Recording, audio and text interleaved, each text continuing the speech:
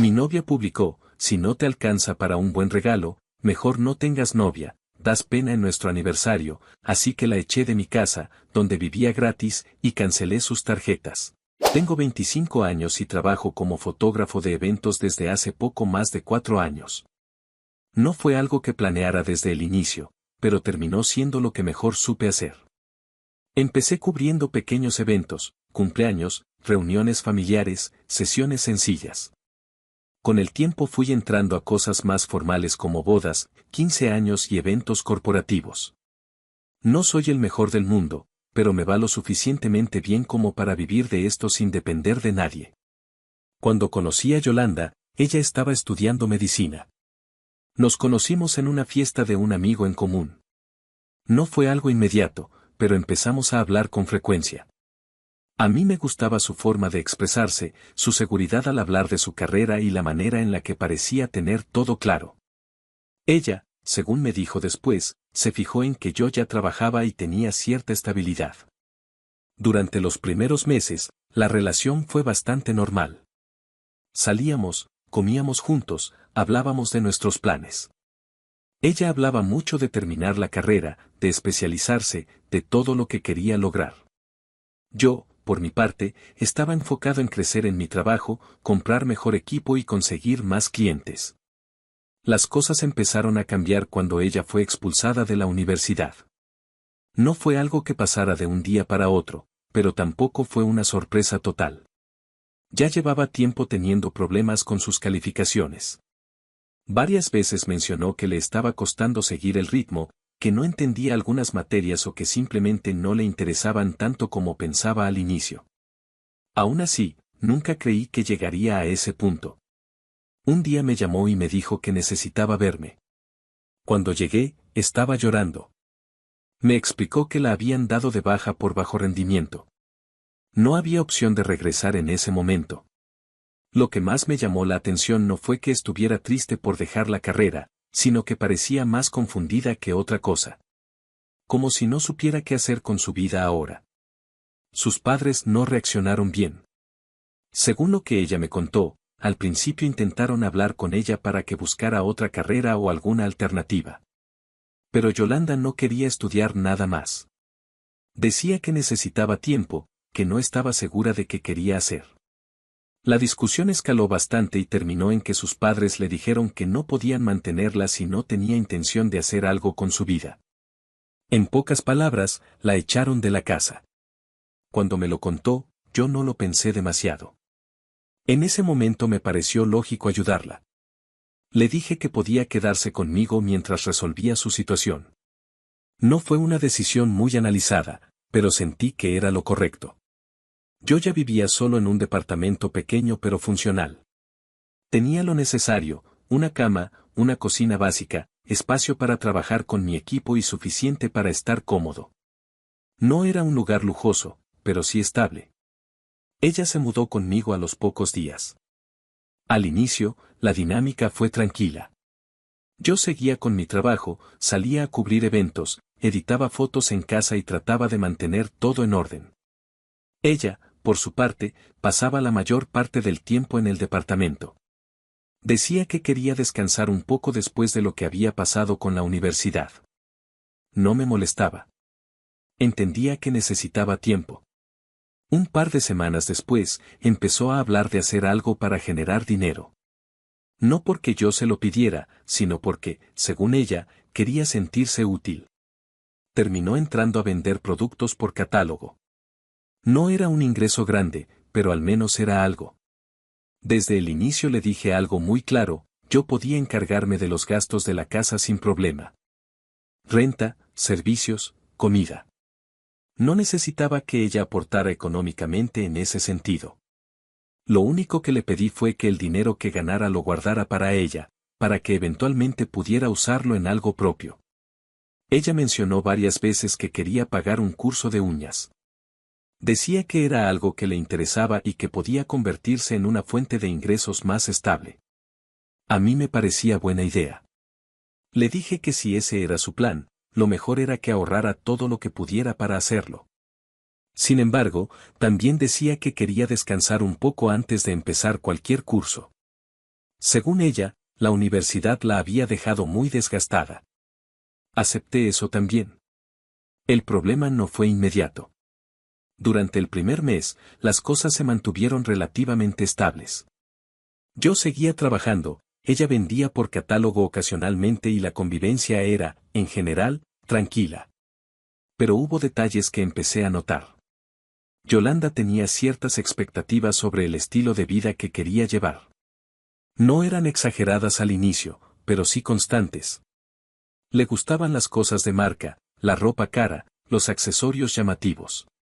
No lo veía como algo malo en sí, pero sí como algo que no encajaba del todo con nuestra realidad en ese momento. Aún así, no era un tema que generara conflicto directo. Yo compraba lo necesario, salíamos cuando podíamos y trataba de mantener un equilibrio. Todo empezó a complicarse cuando mi trabajo dejó de ser tan constante. En la ciudad apareció una empresa grande de fotografía. No era un negocio pequeño como el mío. Era una organización con varios fotógrafos, equipo profesional de alto nivel, paquetes completos y precios competitivos. Empezaron a ofrecer servicios para bodas, eventos grandes y todo tipo de celebraciones. Y poco a poco, comenzaron a acaparar el mercado. Clientes que antes me contactaban directamente empezaron a elegirlos a ellos. No porque mi trabajo fuera malo, sino porque ofrecían más cosas por un precio similar. Video, drones, múltiples fotógrafos, edición avanzada. Era difícil competir contra eso siendo una sola persona. Mis ingresos no desaparecieron, pero sí bajaron. Donde antes tenía eventos cada fin de semana, ahora había espacios vacíos. Algunos clientes cancelaron, otros simplemente dejaron de responder. Intenté adaptarme, mejorar mis paquetes, ajustar precios, pero el impacto se sintió. Yolanda no parecía entender completamente lo que estaba pasando. Para ella, yo seguía siendo alguien que ganaba bien. No veía la diferencia entre tener ingresos constantes y tener meses irregulares. Varias veces intenté explicarle que la situación había cambiado, que necesitaba ser más cuidadoso con el dinero, pero no parecía darle demasiada importancia. Fue en ese contexto que empezó a acercarse nuestro aniversario. Llevábamos casi un año juntos. Desde semanas antes, ella empezó a mencionar el tema del regalo. No de manera directa al inicio, pero sí con comentarios constantes. Veía cosas en redes sociales y me las mostraba. Bolsas de marca, tacones de diseñador, accesorios costosos. Al principio lo tomé como comentarios normales, pero con el tiempo se volvieron más insistentes. Me gustaría algo así, siempre he querido uno de estos, para una ocasión especial estaría bien. Yo escuchaba, pero también hacía cuentas. Con la baja en mis ingresos, no estaba en posición de gastar grandes cantidades de dinero en un regalo. No quería decepcionarla, pero tampoco podía fingir que todo estaba igual que antes. Intenté pensar en alternativas. Algo significativo, algo que tuviera valor emocional más que económico. Pero cada vez que mencionaba ideas más simples, su reacción no era precisamente positiva. No discutíamos directamente, pero había una tensión constante. Por un lado, yo estaba preocupado por mantener la estabilidad de la casa, cubrir los gastos y adaptarme a la nueva situación laboral. Por otro, ella parecía enfocada en mantener cierto estilo de vida, sin ajustar sus expectativas a la realidad del momento. El aniversario se acercaba y yo no tenía claro qué hacer. Sabía que no podía cumplir con lo que ella estaba insinuando. Pero también sabía que para ella ese tipo de detalles eran importantes. Y en medio de todo eso, empecé a notar que algo en su actitud estaba cambiando. No era solo el tema del dinero o los regalos. Había una especie de inconformidad constante, como si nada fuera suficiente. No dije nada en ese momento. Pensé que era algo pasajero. A pesar de la situación económica más ajustada, no quise dejar pasar el aniversario como si fuera cualquier día. Para mí, más allá de lo que estuviera pasando, seguía siendo una fecha importante. Durante varios días estuve buscando opciones. No podía permitirme algo excesivamente caro, pero tampoco quería darle cualquier cosa sin pensar. Sabía que a Yolanda le gustaban los bolsos de marca, los había mencionado muchas veces. Algunos de los que enseñaba en su teléfono eran claramente inalcanzables para mí en ese momento. Aún así, encontré uno que, dentro de mis posibilidades, era caro. No era de las marcas más exclusivas ni el modelo que ella solía mostrar, pero era un bolso bien hecho, con buenos materiales, diseño elegante y bastante presentable. No era algo barato, de hecho, representaba un esfuerzo considerable para mí dadas las circunstancias actuales. Antes de comprarlo, lo consulté con mi madre y con mi hermana. No suelo hacerlo con todo, pero en este caso quería una segunda opinión. Les mostré fotos del bolso. Mi madre lo observó con detenimiento y dijo que le parecía hermoso. Comentó que era un regalo muy adecuado, que se veía elegante y que cualquier mujer lo apreciaría. Mi hermana también coincidió. Dijo que era un buen bolso, que estaba bonito y que no tenía nada que envidiar a otros más caros en cuanto a apariencia. Eso me dio cierta tranquilidad. No era el bolso que Yolanda había insinuado, pero tampoco era algo que pudiera considerarse un mal regalo. Era un punto medio entre lo que yo podía pagar y lo que ella esperaba.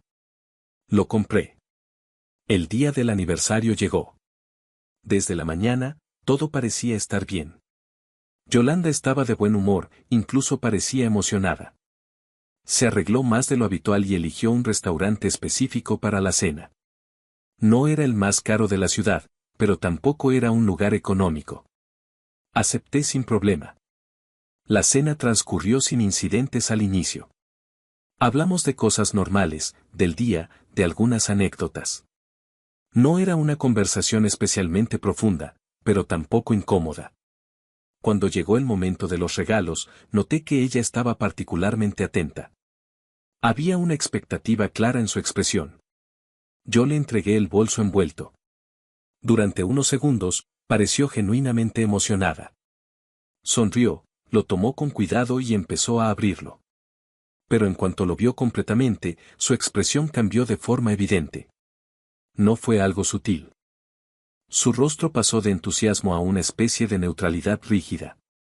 No dijo nada negativo en ese momento, pero tampoco mostró ninguna señal de alegría real. Simplemente lo observó unos segundos más y lo dejó a un lado. Me agradeció, pero de una manera mecánica. A partir de ahí, la dinámica de la cena cambió. Se volvió más silenciosa. Respondía con frases cortas, evitaba el contacto visual por momentos y su actitud general era distante. Intenté mantener la conversación, pero era evidente que algo no estaba bien. No quise presionarla en ese momento. Pensé que tal vez no le había gustado el regalo, pero que hablaríamos después con más calma. No quería generar una discusión en el restaurante. Terminamos la cena y regresamos al departamento. Durante el trayecto, el silencio se mantuvo. Al llegar, Yolanda no dijo nada. Entró, dejó sus cosas y fue directamente al cuarto. Se cambió de ropa y, para mi sorpresa, empezó a maquillarse de nuevo. Eso me llamó la atención. Le pregunté a dónde iba. Sin mirarme directamente, respondió. Una amiga me invitó a una fiesta improvisada. No me esperes despierto. El tono fue seco, sin espacio para conversación. No insistí en ese momento. Tomó sus cosas y salió. Noté que se llevó el bolso nuevo, el que le había regalado, junto con el bolso que usaba normalmente. En ese instante no le di demasiada importancia. Pensé que tal vez quería mostrárselo a sus amigas o simplemente cambiarlo después. Me quedé solo en el departamento. Las primeras 2 horas pasaron sin nada fuera de lo normal. Intenté distraerme, pero la situación me incomodaba. La actitud que había tenido en la cena no era algo que pudiera ignorar fácilmente. Fue entonces cuando recibí una notificación en Facebook. No suelo prestar demasiada atención a redes sociales, pero en ese momento el teléfono estaba frente a mí. Vi el nombre de Yolanda en la notificación. Abrí la aplicación. Había publicado una foto del bolso. El mismo bolso que le había regalado. El texto decía: si no te alcanza para un buen regalo, mejor no tengas novia, das pena. Me quedé viendo la pantalla unos segundos, tratando de procesarlo. No era una indirecta sutil. Era un mensaje directo. Lo peor no fue solo la publicación, sino los comentarios. Varias de sus amigas estaban respondiendo. Jaja, no puedo creer que lo hiciste. Tranquilas, es hombre, no entenderá la indirecta. Repitan conmigo, las novias son un lujo y algunos hombres no ganan lo suficiente como para darse ese lujo. Ay amiga, esa bolsa creo que la vi en Temu la última vez. Los comentarios continuaban en ese tono. Burlas, sarcasmo, insinuaciones. Sentí una mezcla de incomodidad y enojo. No era solo el hecho de que no le hubiera gustado el regalo. Era la forma en la que lo estaba manejando. Exponerlo públicamente, permitir que otras personas se burlaran, convertirlo en una especie de espectáculo. Decidí llamarla. Tardó en contestar. Cuando lo hizo, el ruido de fondo era evidente. Música alta, voces, ambiente de fiesta. Su tono de voz también había cambiado. Sonaba más relajada, pero no en el buen sentido. Había un arrastre en las palabras que indicaba que ya había estado bebiendo. Le pregunté directamente sobre la publicación. Su respuesta fue una risa. No fue una risa nerviosa ni incómoda. Fue una risa burlona. ¿Te duele la verdad?, dijo. Eres un mediocre si crees que esa bolsa sirve para algo. El comentario fue directo.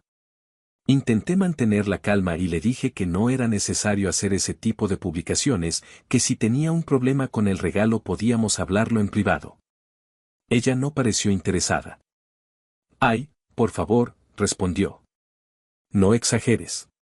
Solo es una publicación. La conversación empezó a escalar.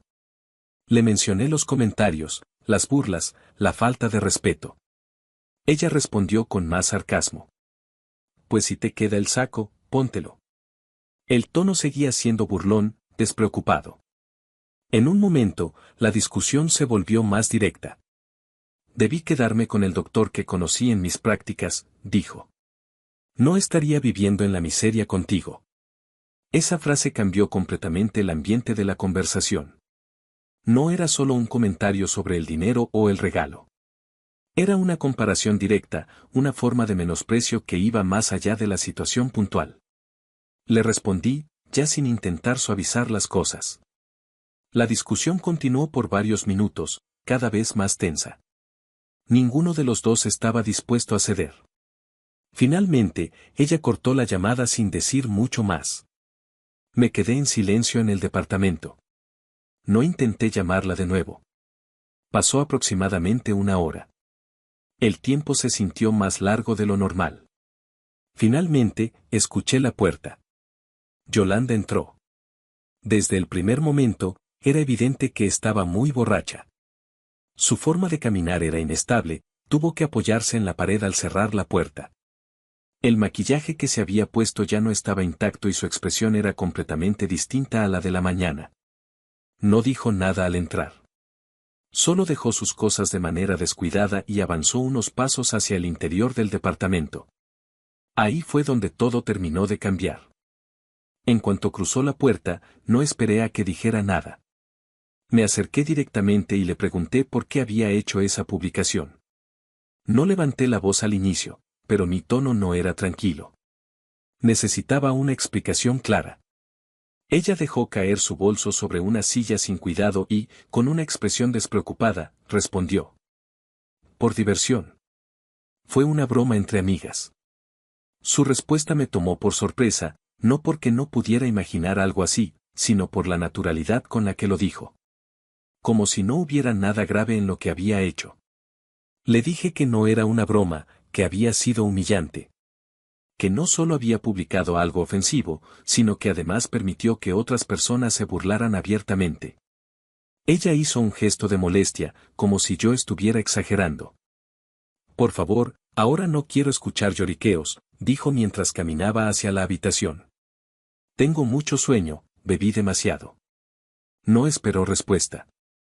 Entró al cuarto, se dejó caer en la cama y se acomodó como si la conversación ya hubiera terminado. Ahí fue donde algo en mí cambió.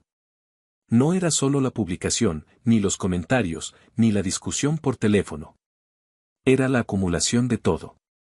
La falta de respeto, la indiferencia, la forma en la que minimizaba lo que había hecho. Entré al cuarto y encendí la luz. Ella se cubrió parcialmente el rostro, molesta por la iluminación. No permitiré que me humilles de esa forma, dije. Ella giró ligeramente la cabeza, con una mezcla de irritación y cansancio. ¿Qué vas a hacer? ¿Golpearme? Respondió. La pregunta no fue de miedo. Fue casi un desafío, como si buscara provocar. No, le dije. Algo mejor. Lárgate de mi casa. El ambiente cambió de inmediato. Ella se incorporó de golpe, como si el sueño se le hubiera quitado por completo. Oye, tranquilo, ¿sí? Dijo rápidamente. Si te ofendió, lo siento. Solo fue un chiste. El cambio en su actitud fue evidente. Pasó de indiferente a conciliadora en cuestión de segundos. Pero para ese punto, ya no era suficiente. ¿Estás sorda o qué? Respondí. Largo. Se levantó de la cama, ahora claramente nerviosa. Amor, piénsalo bien, dijo. No tengo a dónde ir. Mis padres me odian. Ese argumento no era nuevo. Ya lo había mencionado antes en otras discusiones menores. Pero esta vez no tuvo el efecto que esperaba. Tú debiste pensarlo bien, le respondí. Vives aquí gratis, gastas mi dinero, no aportas nada y aún así haces ese tipo de publicaciones. Yo no estoy para juegos de niñas inmaduras. Lárgate ahora mismo si no quieres que empiece a sacar tus cosas a la calle. Su expresión cambió otra vez, esta vez a desesperación. Empezó a llorar. Amor, perdóname, dijo. No seas así. Voy a cambiar. Voy a ser mejor. Te cocinaré, limpiaré la casa, lo que quieras, pero no hagas esto. Sus palabras salían rápido, atropelladas, como si intentara decir todo al mismo tiempo. Durante un momento, simplemente la observé. No porque dudara, sino porque estaba procesando lo que estaba pasando. Era la primera vez que la veía realmente preocupada por perder algo. Pero incluso en ese momento, no sentí que fuera una reacción genuina hacia mí. Sentí que era más miedo a quedarse sin un lugar donde vivir. Vete a la mierda, dije finalmente. Largo. No grité, pero mi tono fue lo suficientemente firme como para dejar claro que no había vuelta atrás. Me dirigí al armario y empecé a sacar sus cosas. Al principio lo hice de manera controlada, pero conforme avanzaba, la frustración acumulada empezó a salir. Tomaba su ropa, sus pertenencias, y las llevaba hacia la puerta. Ella intentaba detenerme. Por favor, no. Decía. No hagas esto. Intentó agarrar algunas cosas, pero yo seguí. Abrí la puerta del departamento y comencé a dejar sus pertenencias afuera. Bolsa tras bolsa. Prenda tras prenda. Ella lloraba, suplicaba, intentaba negociar.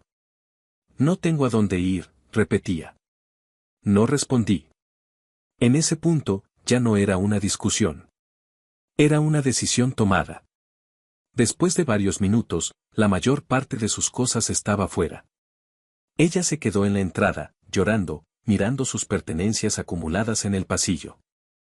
Por favor, dijo una vez más, en un tono más bajo. No respondí. Solo la miré. Finalmente, tomó algunas de sus cosas y salió. No cerré la puerta de inmediato. Me quedé unos segundos observando cómo recogía lo que podía. Sus movimientos eran torpes, desordenados, todavía afectada por el alcohol. Cuando terminó, se fue. Cerré la puerta. El silencio dentro del departamento fue inmediato. No sentí alivio en ese momento. Tampoco tristeza en la forma que esperaba. Fue más bien una sensación de vacío mezclada con agotamiento. Esa noche no dormí bien. Al día siguiente cancelé un par de tarjetas que estaban a mi nombre, pero que ella usaba. Los días siguientes fueron extraños. Por un lado, había más tranquilidad en el espacio. No había tensión constante, no había comentarios incómodos, no había expectativas externas que cumplir. Por otro lado, había una sensación de ajuste. Acostumbrarme a estar solo otra vez, a reorganizar todo, a volver a una rutina distinta. No intenté contactarla. Ella tampoco lo hizo directamente. Pero unos días después, volvió a aparecer en redes sociales. Esta vez, la publicación era diferente. No había burlas ni sarcasmo. Había subido una foto en la que decía que estaba durmiendo en un albergue. No dio demasiados detalles, pero era evidente que su situación había cambiado por completo. Lo que me llamó la atención fueron los comentarios. A diferencia de la publicación anterior, el tono era distinto. Eso te pasa por morder la mano que te da de comer. Te mereces eso y más. Hay límites para todo, y los cruzaste. No eran comentarios de apoyo. Eran críticas. Algunos incluso más duros que los que ella había permitido antes. No respondí. No comenté. Solo lo vi. Y lo dejé ahí. No sé qué pasará con ella a largo plazo. Tampoco sé si en algún momento intentará volver a contactarme. Pero sí tengo claro algo. Hay cosas que se pueden hablar, discutir, incluso perdonar. Pero la falta de respeto pública, la humillación consciente y la falta total de empatía no entran en esa categoría. Y esa fue la línea que no estaba dispuesto a cruzar.